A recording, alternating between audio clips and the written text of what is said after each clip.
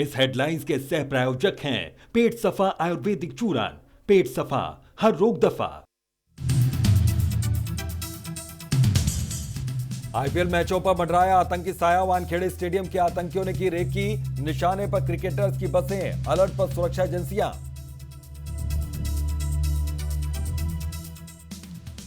Election commission से मिला BJP प्रतिनिधिमंडल। राफेल पर राहुल गांधी के बयानों की शिकायत की। कहा राहुल की भाषा आपत्तिजनक, कार्रवाई की मांग। अहमदनगर की रैली में पीएम मोदी ने कांग्रेस पर साधा निशाना। कहा जनता तय करे, ईमानदार चौकीदार चाहिए या भ्रष्ट नामदार, हिंदुस्तान को हीरो चाहिए या पाकिस्तान का पैरोकार। केंद्रीय मंत्री स्मृति ईरानी पर कांग्रेस ने कसा तंज। कहा क्योंकि मंत्री भी कभी ग्रेजुएट थी। 2014 में स्मृति ने खुद को बताया था ग्रेजुएट, नामांकन इस बार ग्रेजुएट नहीं। और पूर्व सैनिकों की चिट्ठी के दावे पर राष्ट्रपति भवन का खंडन। पूर्व जनरल ने भी बताया फर्जी। चिट्ठी में 156 पूर्व सैनिकों ने सेना के सियासी इस्तेमाल पर जताई है नाराजगी।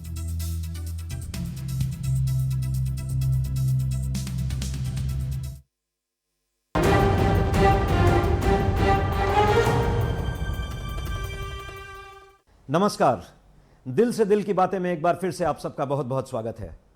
आज हम बात करेंगे बॉलीवुड की जानी मानी हस्ती और उत्तर मुंबई सीट से कांग्रेस की उम्मीदवार उर्मिला मातोंडकर से। उर्मिला जी, आपका बहुत बहुत स्वागत है। Thank you so much. Urmila ji, Bollywood से लेकर अब पॉलिटिक्स का सफर, जानना चाहेंगे क्या रीजन है पॉलिटिक्स में आने का? फिल्म इंडस्ट्री में काम की कमी हो गई है, या पॉलिटिक्स में स्कोप ज्यादा है, या फिर सच में आप देश के लिए कुछ करना चाहती हैं? मुझे लगता है कि हर एक व्यक्ति अपने अपने सोच से सोचेगा। मैं अपना नज़रिया सामने रख सकती हूँ। मुझे जेन्युइनली ऐसे लगता है कि पॉलिटिक्स में आने का मेरा तो कभी कोई विचार था नहीं, लेकिन फाइनली जो डिसीजन बनाया गया वो इस वजह से बनाया गया कि एक ऐसा वक्त आया है हमारे सबकी ज़िंदगियों में और हमारे देश में कि अभी हमें एक स्टैंड लेना बहुत ज़रूरी है। हमें कुछ चीज़ें कहना या उसको समझना और उसके ऊपर कुछ करना ज़रूरी है, और वो करने के लिए पॉलिटिक्स इम्पॉर्टेंट लगा मुझे, और इसलिए इसमें एंट्री की है। बट कुछ तो ऐसा हुआ होगा जहां कि आपने मन बनाया अचानक से पॉलिटिक्स में एंट्री, यूं ही तो नहीं होती। नहीं, पिछले 5 बरस में मुझे ऐसे लग रहा है कि बहुत एक अलग दिशा में देश जा रहा है। हमें 2014 में बहुत बड़े वायदे किए गए, बहुत बढ़िया वायदे किए गए। सब हम लोग बहुत एक्साइटेड थे कि हमारा देश पता नहीं बहुत अच्छे तरह से जा रहा है ये वो। अभी 5 वर्षों में क्या हुआ है, वो जो वायदे किए गए हैं उनमें से कोई भी वायदा पूरा होना तो दूर, आधा या शुरू भी नहीं हुए हैं कोई चीज़ें। और जहाँ था देश, मतलब हर एक लेवल पे, आप इकोनॉमिकली, सोशली, हर एक लेवल पे बोलिए, वहाँ से कहीं और नीचे चला गया है। हमारी जो देश की एक मिलीजुली सोच रहती है वो भी कहीं पीछे, बहुत बरसों पहले के पीछे के सोच में चली गई है। ये सारी जो चीज़ें देखने को मिलती है, अगर आप इसके बारे में जागरूक हैं तो ही आपको ये समझ में आएंगी। अगर आप अपने कोई भी दुनिया में मशरूफ़ है तो आपके उनके ऊपर ध्यान नहीं जाएगा तो वो भी ठीक है। तो मैं उन लोगों में से थी जो एक अच्छा नागरिक के हिसाब से जागरूक थे इन चीज़ों पर। तो जाहिर सी बात है, मुझे ये सोच तो आएगी कि ये हो क्या रहा है। अच्छा, बॉलीवुड पॉलिटिक्स, मेरे हिसाब से एक सिमिलैरिटी जो मुझे समझ में आती है, मैं अक्सर सोचने की कोशिश करता हूँ कि ये बॉलीवुड से पॉलिटिक्स में लोग आते हैं, अक्सर ऐसा देखा गया है इलेक्शंस जीत भी जाते हैं, लेकिन एक सिमिलैरिटी मुझे दिखती है कि बॉलीवुड में एक नायक होता है, हीरो होता है, वो स्क्रीन पे कुछ भी करता है, मतलब वो 100 लोगों को मार देता है और पब्लिक वहाँ जाती है, बहुत खुश होती है उनको देख के। उसके बाद वो he is not answerable, he और she is not answerable to anyone. जो भी करना था स्क्रीन पे कर दिया, आप सुनिए, खुश होइए, वापस आइए। ये तो भैया रियलिटी में भी होता है, हो रहा है 5 वर्षों में अभी। लेकिन पॉलिटिक्स में यही होता है, नेता लोग आते हैं इलेक्शंस में, कुछ भी बोलते हैं, कुछ भी करते हैं, उसके बाद उस पर अगर आज टैक्स लगाया जाता नेताओं के बोलने पे, तो शायद वो कभी पे नहीं कर पाते टैक्स। नहीं, और हमारा देश हाँ पे तो कर ही नहीं पाते तो खैर कहीं जाता ही नहीं, लेकिन अगर पे करते तो हमारा देश सबसे रिच देश होता। लेकिन आपको क्या सिमिलैरिटी लगती है बॉलीवुड और पॉलिटिक्स में? कहीं कुछ ऐसा लगता है कि जो आपने वहाँ किया यहाँ भी शायद आप कर पाएं? नहीं, ऐसा नहीं है। ये एक बिल्कुल अलग तरह का क्षेत्र है। एक चीज़ है कि ये दोनों क्षेत्र लोगों से जुड़े हुए हैं, लेकिन आप जब बॉलीवुड में रहते हैं तब आप सुनहरे पर्दे पर रहते हैं और लोग आपसे कोसों दूर रहते हैं, तो एक कोई इंटरेक्शन नहीं होता लोगों से ज़्यादा, और ये लोगों के बीच जाकर करने वाला काम है। तो अगर आपको ये सोच और समझ है तो आपको इसमें आना चाहिए, अगर आपको ये नहीं है तो आपको इससे दूर रहना चाहिए। ये सबसे बड़ा सिमिलैरिटी और सबसे अलग चीज़ है।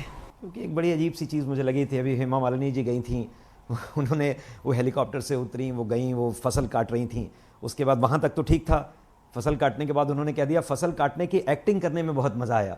तो क्या वो एक्टिंग की इतनी आदत हो जाती है कि उससे ऊपर उठ के रियलिटी में रियल कमिटमेंट्स देना आसान होता है? मुझे लगता है मैं किसी और के ऊपर टिप्पणी करना गलत समझती हूँ, कोई भी हो, लेकिन मैं अपने आप के बारे में बात ज़रूर कर सकती हूँ कि मुझे पॉलिटिक्स में आए हुए ही कुछ 10 या 12 दिन हुए हैं, और इस 10 दिनों का मेरा कोई भी फ़ोटो, कोई भी वीडियो, कोई भी चीज़ आप अगर उठा के देखें तो इससे एक बहुत विभिन्न चित्र आपको दिखाई देगा। क्योंकि मेरी सोच ही ये है कि मैं सिर्फ एक ही चीज़ लेकर इस क्षेत्र में आई हूँ, और वो मेरी सच्चाई है, वो मेरी निष्ठा है। वो मेरी निष्ठा ना ही सिर्फ मेरे विचारों के प्रति है, वो मेरी निष्ठा मेरे देश के प्रति है। जो मैं समझती हूँ जिस तरह का भारत हमें बनाना चाहिए, मुझे बनाना चाहिए, आपको बनाना चाहिए और इनको बनाना चाहिए, उस भारत की ओर मैं क्या कर सकती हूँ? सिर्फ बैठ के टिप्पणियाँ कर सकती हूँ, सिर्फ बोल सकती हूँ अरे इसने तो ये नहीं किया, अरे उसने तो वो नहीं किया, इसने ये करना चाहिए था। उसके अलावा हमको ये करना चाहिए कि हम क्या कर सकते हैं। तभी बोला था गांधी जी ने कि जो चेंज आप लाना चाहते हैं, जो परिवर्तन आप लाना चाहते हैं, वो आप खुद बनिए पहले। चर्चिल ने बताया था, विंस्टन चर्चिल, कि ये मत पूछो कि देश ने आपके लिए क्या किया है, ये भी पूछो, समझो कि आपने देश के लिए क्या किया है। तो मुझे ये बड़ा फ़नी लगता है लोग जब सवाल पूछते हैं, आम लोग भी और कभी कभी मीडिया के भी। हमें हर किसी को अपने गिरेबान में झांकने का वक्त आया है कि क्या हम अपना काम कर रहे हैं, और वो काम नेतागिरी नहीं ज़रूरी है, वो काम कुछ भी हो सकता है। और आज के घड़ी में वो काम सोच के अपना मत देना है, और वो मत केंद्र तक जाना है, ना कि ये कि बैठे और एक उदासीनता सी छाई है लोगों में कि यार इसमें अभी कुछ नहीं हो सकता, इसका ये है, उसका वो है, उसका वो है। वो वक्त चला गया है, क्योंकि मैं समझती हूँ ये सिर्फ एक चुनाव नहीं है, एक बहुत बड़े बदलाव का वक्त है हमारे देश में, और इसलिए हमें सबको ये करना बहुत ज़रूरी है। उर्मिला जी, आपने पहले भी कहा है और अभी भी आपने वापस उस चीज़ को रिपीट किया कि आप व्यक्तिगत टिप्पणी करने से दूर रहना चाहती हैं। पॉलिटिक्स में आके कहाँ तक आप इस चीज़ पे अमल कर पाएंगी? क्योंकि ये तो आपकी एंट्री नहीं हुई, लोगों ने पर्सनल अटैक करना शुरू कर दिया और ये चलने ही वाला है, बढ़ने ही वाला है, तो कैसे आप अपने आप को इससे दूर रखेंगी? वो तो अभी आने वाला वक्त बताएगा लेकिन इतने दिनों से तो रखा है दूर, क्योंकि मुझे नहीं लगता कि शायद ही मेरे ज़िंदगी का कोई पहलू होगा जिसके ऊपर टिप्पणियाँ ना की गई हो, गलत टिप्पणियाँ ना की गई हो, उसे गलत तरीके से लोगों के सामने पेश ना किया गया हो। मैं समझती थी कि ये सारी चीज़ें फिल्मों में होती है, लेकिन ये सारी चीज़ें, यही मेरा सबसे बड़ा मेरी तकलीफ़ भी थी 5 बरस के हमारे 2014 से 19 के भारत के बारे में, कि हर किसी को इन चीज़ों का विक्टिम बना के हर किसी को इसके लिए पे करना पड़ता है कि आप बोल क्या रहे हो, आप समझ क्या रहे हो, आपको हर चीज़ को तोड़ मरोड़ के ट्विस्ट करके बोला जाता है, उसके ऊपर आपके ऊपर आग फेंकी जाती है और आपको एक तरह से उसमें फेंक दिया जाता है। तो अब तक तो मैंने मैनेज किया है, क्योंकि मैं समझती हूँ कि, और क्योंकि मैं महिला हूँ इसका ज़्यादा है, क्योंकि मैं एक्टर हूँ उसका और भी ज़्यादा है। तो मैं तो प्लेटर पे मिली हूँ इन लोगों की, मेरे लिए मेरी शादी एक मुस्लिम व्यक्ति से हुई है और भी ज़्यादा है। तो मेरे बारे में काफ़ी है चीज़ें, थक जाएंगे ये लोग, बोलते रहने दीजिए।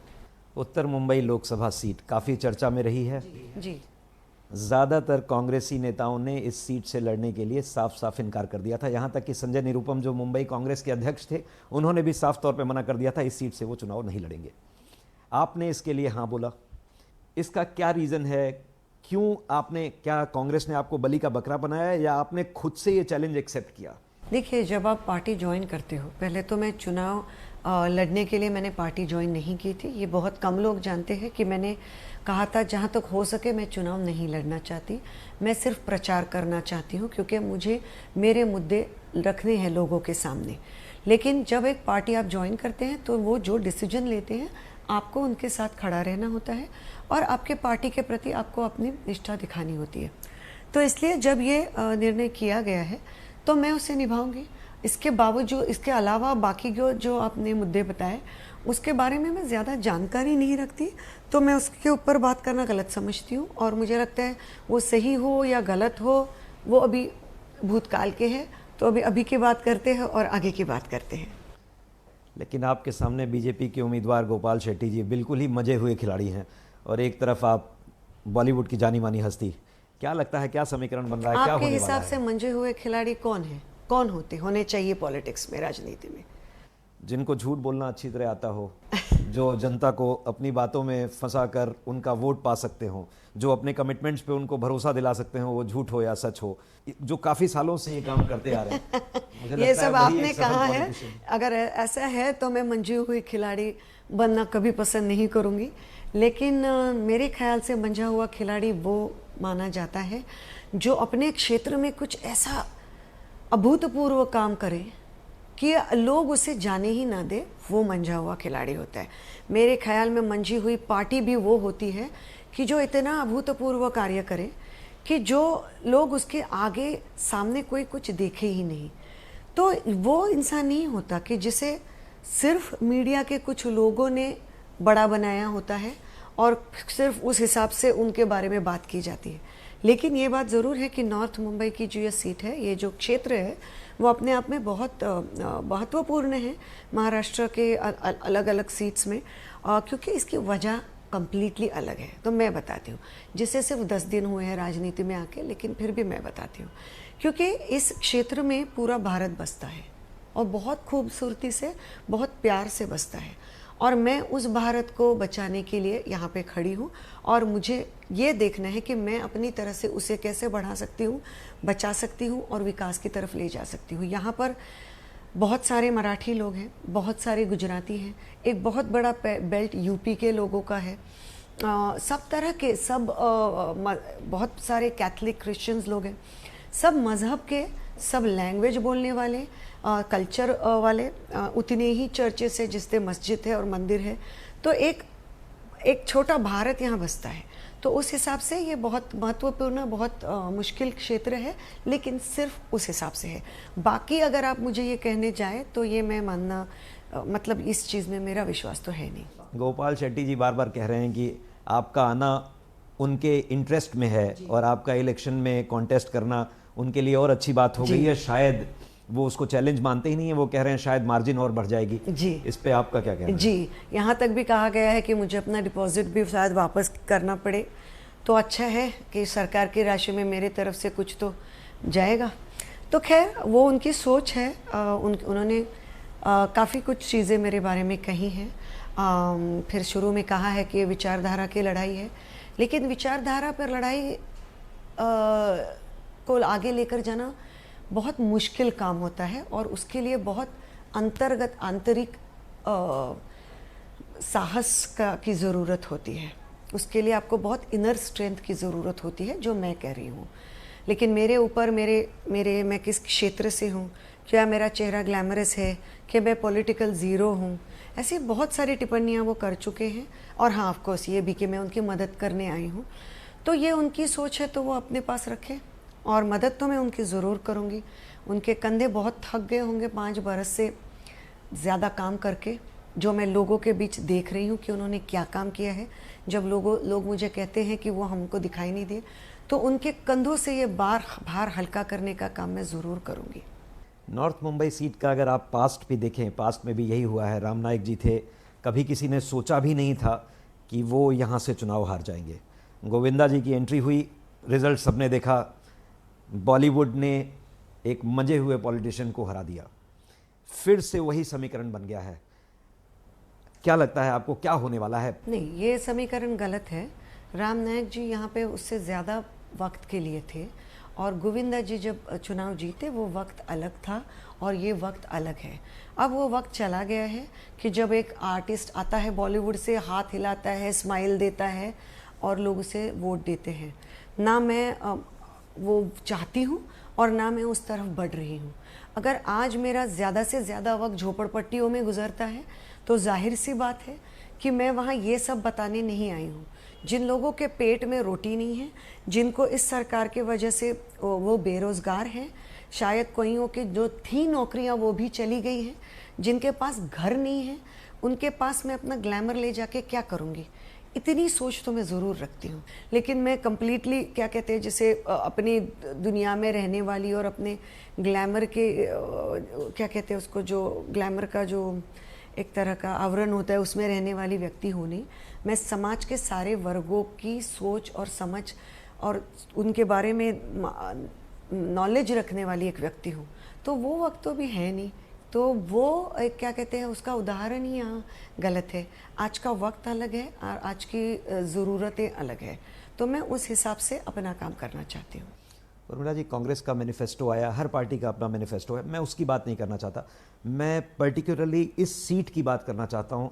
आपने बताया अभी 10 दिन हुए आपको पॉलिटिक्स में एंट्री किए हुए, आप क्या करना चाहती हैं, आपकी क्या प्रायोरिटीज़ हैं, क्या आप लोगों को क्या संदेश दे रही हैं? अगर आप चुन के यहाँ की जनता आपको लाती है तो यहाँ के क्या इश्यूज़ हैं, किन इश्यूज़ पे आपका जोर होगा, क्या करेंगी आप यहाँ की जनता के लिए? देखिए, समस्या ही समस्याएं हैं इस क्षेत्र में, क्योंकि ये क्षेत्र जो है ये बम्बई का एक इतना बड़ा हिस्सा है, लेकिन बहुत बम्बई के बाकी क्षेत्रों से पिछड़ा हुआ है। क्योंकि हमारे यहाँ के मालाड, बोरीवली और दहिसर ये जो जगहें हैं, कांदिवली भी, तो वो बहुत पॉपुलेशन में बढ़ गई हैं। अंदर की तरफ उनका जो बढ़ना है, उनकी जो ग्रोथ है वो बहुत हो चुकी है और पॉपुलेशन लोक संख्या में बहुत बढ़ती आई है। तो उस हिसाब से बहुत ज़्यादा झोपड़पट्टियाँ बढ़ गई हैं, बहुत ज़्यादा पानी के प्रॉब्लम बढ़ गए हैं। तो ये सारे मुद्दे सबसे मूलभूत मुद्दे हैं। सो इन चीज़ों के लिए कहीं ना कहीं राहुल जी ने जो हमारी 500 स्क्वायर फीट का घर देने वाली स्लम रीडेवलपमेंट की योजना बनाई है।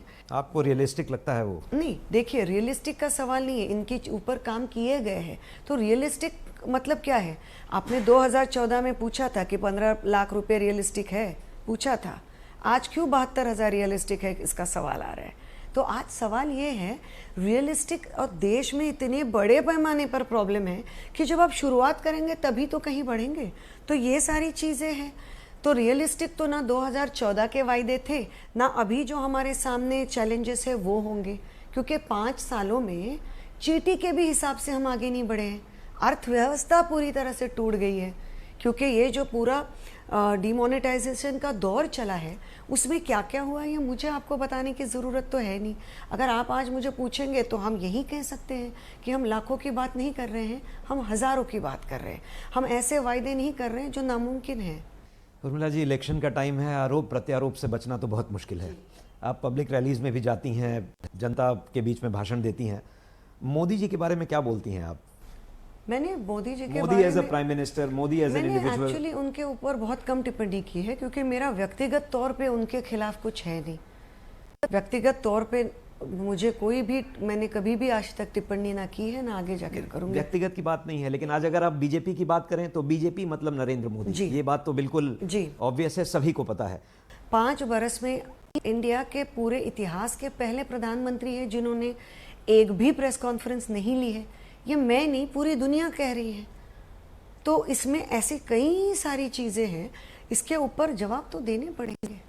राहुल जी और प्रियंका जी के बारे में क्या कहती हैं? आपको लगता है राहुल जी तैयार हैं to be the prime minister of the country अगर कल कांग्रेस पार्टी सत्ता में आती है, जीत के आती है? बिल्कुल, मुझे ऐसे लगता है, नहीं तो मैं ये पार्टी कैसे ज्वाइन करती।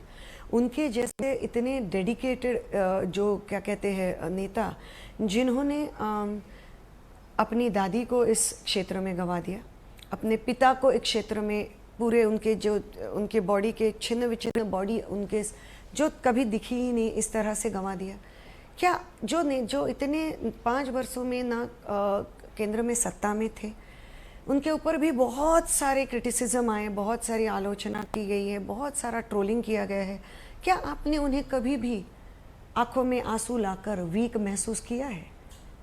ये वही नेता कर सकता है जो अंतर्गत क्षमता रखता है और वो जो शक्ति रखता है कि ये सारी चीज़ों से आगे बढ़कर, उससे उठकर, उसमें व्यक्ति का ना कल्चर समझ में आता है, स्ट्रेंथ, दिमागी और एक जो मानसिक तौर पे जो आपकी शक्ति है वो समझ में आती है। आती है।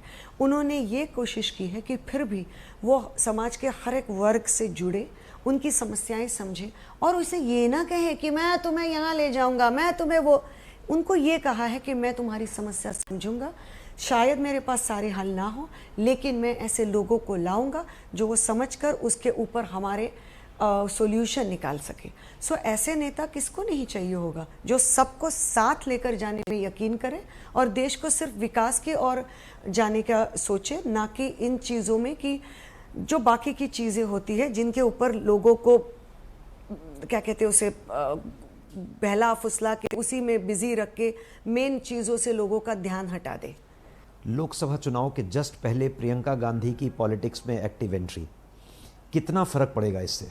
वो अपने आप में इतना प्रभावशाली है, उनकी जो लोगों के साथ का कनेक्शन है वो इतना गहरा है कि वो जहाँ जाती है, जितने लोग आते हैं और उनको सुनते हैं, जिस तरह से वो उन लोगों के साथ घुल मिल जाती है, उनके तकलीफ़ों को समझती है, कुछ तो उनके व्यक्तित्व में ऐसे होगा कि लोग उन्हें अपने लीडर के तौर पे भी मानकर उनको समझते हैं, उनके साथ चल रहे हैं और वो बहुत एक प्रभावशाली व्यक्तित्व है उनका, बहुत सादगी से भरा हुआ और अपनी एक अच्छी सोच रखकर पार्टी को और लोगों को साथ लेकर जाने वाला व्यक्तित्व है।